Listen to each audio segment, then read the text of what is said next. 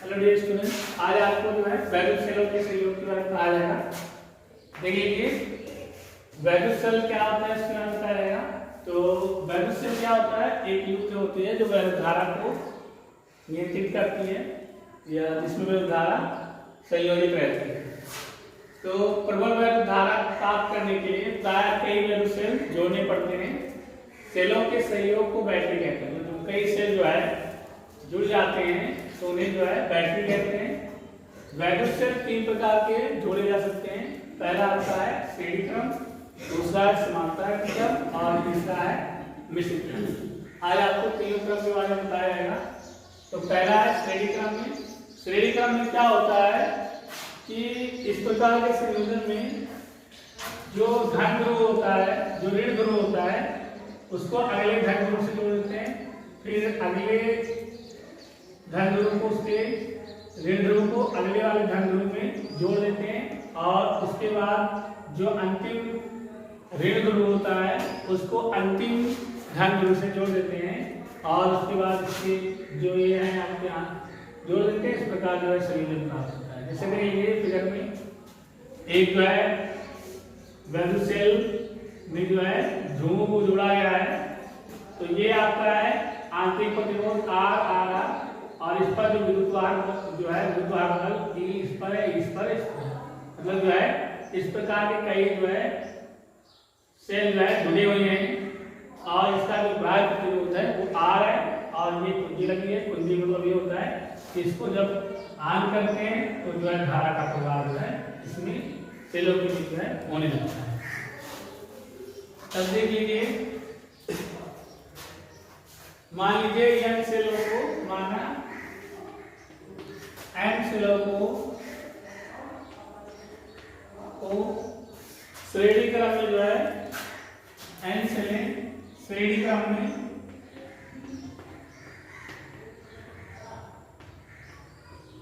जुड़ी हैं जिन पर विद्युत वाहक बल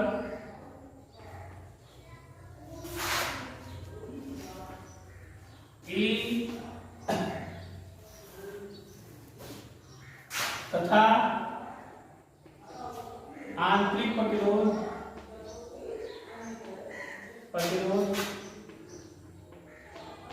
R है। ये सेल एक बाह्य प्रतिरोध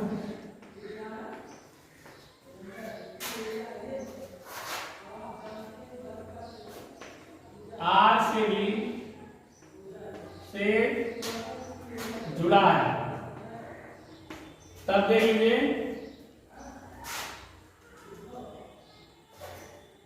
या R से वैद्युत धारा भेज जाती है।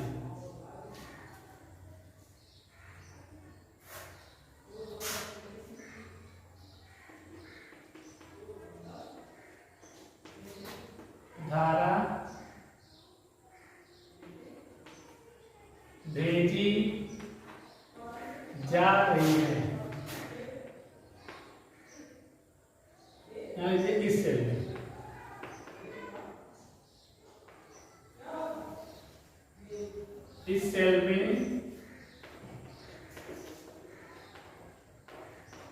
इस सेल में एक बाह्य प्रतिरोध R से वैद्युत धारा भेजी जा रही है। अब देखिए तब क्या होगा, सेलों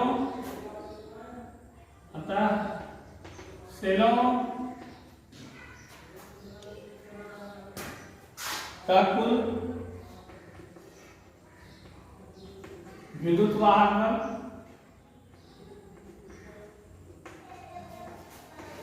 सेलों का कुल विद्युत वाहक बल। तो देखिए कितने सेल लगे हैं, 1 2 3। अब क्योंकि हमें ये क्रम बताया नहीं गया है तो मान लीजिए n सेल लगे हैं। यहाँ से क्या है, मान लीजिए n सेल जो है श्रेणी क्रम में जुड़े हैं। तो ये n सेल है और प्रत्येक पर विद्युत वाहक बल कितना है, E है। तो विद्युत वाहक बल क्या हो जाएगा, सेलों का कुल M हो जाएगा। फिर देखिए कुल आंतरिक प्रतिरोध क्या होगा, कुल आंतरिक प्रतिरोध तो आंतरिक प्रतिरोध आपका R है और चूंकि N सेल है तो N जो है आंतरिक प्रतिरोध हो जाएगा, तो ये हो जाएगा आपका NR। अब देखिए एक बाह्य प्रतिरोध भी है, तो इसलिए परिपथ का कुल प्रतिरोध क्या हो जाएगा आपका, हो जाएगा इन सेलों का प्रतिरोध यानी आंतरिक प्रतिरोध NR और प्लस एक ही बाह्य प्रतिरोध R है, तो इस पूरे परिपथ का जो प्रतिरोध होगा वो N सेलों में जो प्रतिरोध है आंतरिक यानी NR और एक बाह्य प्रतिरोध जो R है उसके योग का योग। अब देखिए यदि परिपथ में धारा I हो वैद्युत धारा I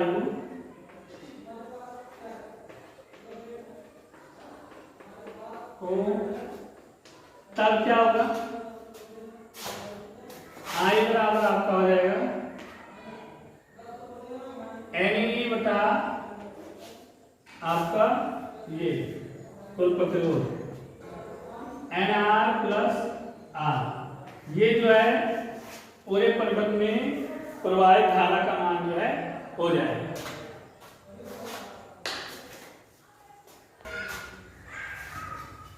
देखिए दूसरा है आपका समांतर क्रम में संयोजन।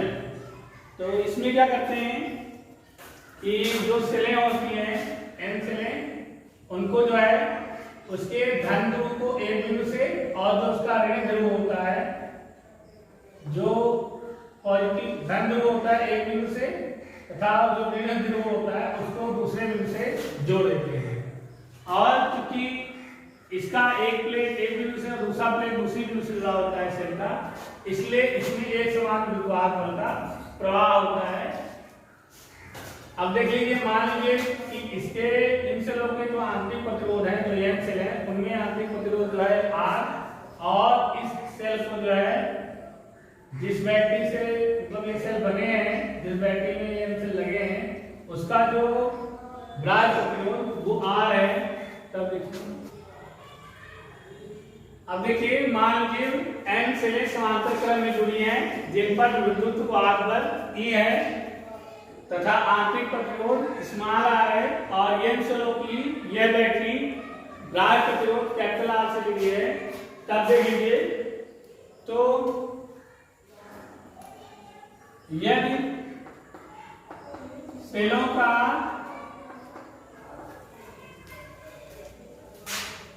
तुल्य आंतरिक प्रतिरोध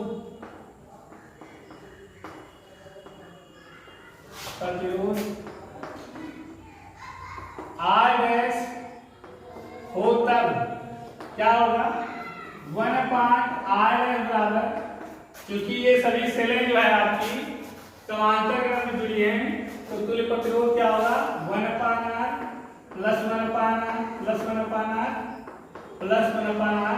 ये कितनी बार जाएंगी, N बार जाएंगी, ठीक है, क्योंकि आपको पता है कितनी संख्या जो दे रखी है सेलों की वो N दे रखा है। अगर टोटल इसको सम करें तो ये हो जाएगा N/R, ठीक। तो यानी आपको जो तुल्य प्रतिरोध हो जाएगा R डैश क्या हो जाएगा, हो जाएगा, इसको पढ़ लीजिए, R बटा N हो जाएगा, ठीक। अब देखिए, अतः परिपथ का कुल प्रतिरोध क्या आ जाएगा, परिपथ का कुल प्रतिरोध हो जाएगा आपका, ये आपका R डैश क्या है, इन N सेलों का तुल्य प्रतिरोध है, ठीक है। तो ये हो गया R बटा N, और प्लस आपका इस बैटरी का जो बाह्य प्रतिरोध है कैपिटल R, ये, तो ये हो जाएगा आपका जो इस पूरी सेल का है कुल जो है परिपथ का जो है कुल प्रतिरोध जो है ये हो जाएगा। ये बाह्य परिपथ में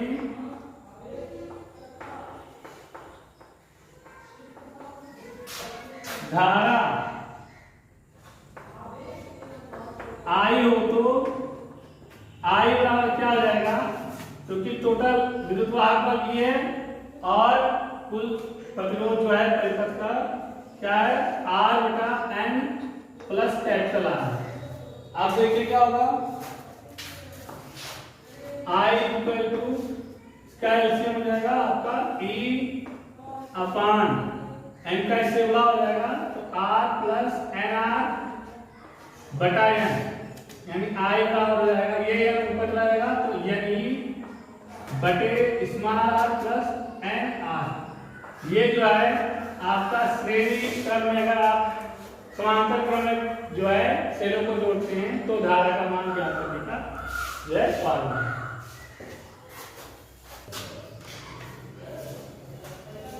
देखिए आप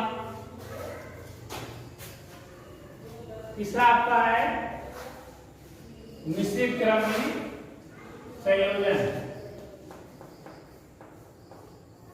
मिश्रित क्रम में संयोजन, तो देख लीजिए मिश्रित क्रम में संयोजन कैसे करते हैं। मिश्रित क्रम के संयोजन में क्या होता है, इस क्रम में n सेलें जो होती हैं, n सेलें जो है वो तो या कुछ सेलें जो है श्रेणी क्रम में होती हैं और कुछ सेलें जो है समांतर क्रम में जुड़ी होती हैं, और इनमें ये सब जो है एक विद्युत वाहक बल, ड्राई विद्युत वाहक, और ये सभी जो है विद्युत वाहक बल, इन सब का जो है विद्युत वाहक बल ये होता है, और एक ये पूरी बैटरी जो है को एक बाह्य प्रतिरोध R से जो है व्यवधान प्रदान किया है। अब देखिए मान लीजिए कि श्रेणी क्रम में प्रत्येक पंक्ति में n सेलें हैं, इसी प्रकार अब देखिए मान लीजिए कि जो हमारे n सेल हैं वो श्रेणी क्रम में, जिस पर की श्रेणी क्रम में इस पर जो विद्युत वाहक बल है वो E है, तो अगर n सेल हैं तो जो टोटल विद्युत वाहक बल होगा वो N ही हो जाएगा। लेकिन जो m पंक्तियां हैं, m सेल हैं, यानी m पंक्तियों में जो सेल हैं वो सभी समांतर क्रम में, तो आपको इससे पहले ही बता चुके हैं जो समांतर क्रम में सेल होते हैं उनका सभी का जो विद्युत वाहक बल होता है टोटल उसका मान E होता है। तो इस प्रकार पूरे परिपथ की बात की जाए तो कुल प्रतिरोध आपका क्या होगा, N ही होगा। मतलब m पंक्तियों सेल के लिए और n पंक्तियों के सेल के लिए दोनों का जो मान होगा विद्युत वाहक बल वो क्या होगा, N ही होगा। और मान लीजिए कि n सेलें जो है वो श्रेणी क्रम में जुड़ी है और m पंक्तियां जो है समांतर क्रम में है। अगर ये मान लीजिए पूरे परिपथ का जो आंतरिक प्रतिरोध जो है वो R डैश है, तो माना यदि पूरे परिपथ का आंतरिक प्रतिरोध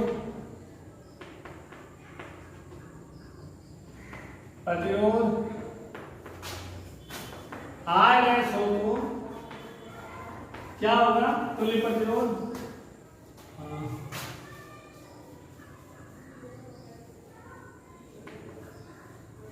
आंतरिक तुल्य प्रतिरोध R डैश हो तो क्या होगा, 1/R डैश बराबर 1/NR plus 1/NR plus 1/NR तब तक जाएगा क्योंकि हमारी m पंक्तियां जो है समांतर क्रम है तो m बार जाएगा, तो टोटल क्या हो जाएगा m/NR। ये आपका आंतरिक प्रतिरोध होगा, इसको पढ़ लीजिए तो तुल्य प्रतिरोध क्या हो जाएगा, आंतरिक प्रतिरोध का हो जाएगा NR ऊपर हो जाएगा आपका और बटेगा, ये आपका जो है तुल्य प्रतिरोध निकल आएगा R1 बराबर जो है R बराबर। अब देख लीजिए तो परिपथ का कुल प्रतिरोध क्या हो जाएगा, अतः परिपथ का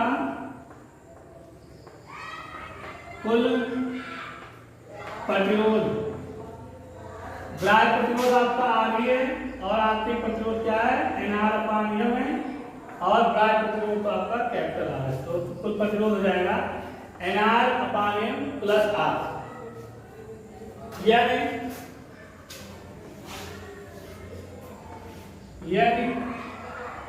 बाह्य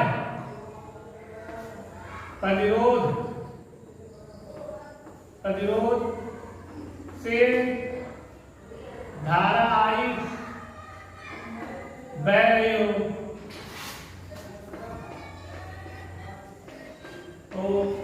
तो क्या होगा? अगर मान लीजिए जो बाह्य प्रतिरोध R है वो I धारा प्रवाहित करे तो क्या होगा? I बराबर आपका हो जाएगा पूरे परिपथ का जो विद्युत वाहक बल है, आपको बता ही चुके हैं कि NE होता है। NE इसलिए होगा क्योंकि जो n से श्रेणी क्रम में है उनका विद्युत वाहक बल NE हो जाएगा, और जो समांतर क्रम में होगा उसका विद्युत वाहक बल E होता है। तो टोटल जो अगर परिपथ की बात किया जाए तो NE होगा। तो विद्युत वाहक बल NE बटा जो I जो प्रतिरोध है, तो आपका स्मॉल r आंतरिक प्रतिरोध है NR/M और बाह्य प्रतिरोध है कैपिटल R। ये हो जाएगा आपका I का मान।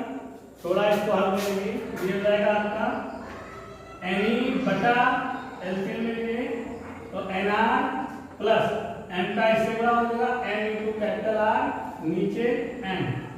ये हम ऊपर चला जाएगा तो धारा I का मान हो जाएगा MNE बटे NR प्लस MR। ये जो है मिश्रित श्रेणी क्रम में धारा का मान ज्ञात करने का तरीका है।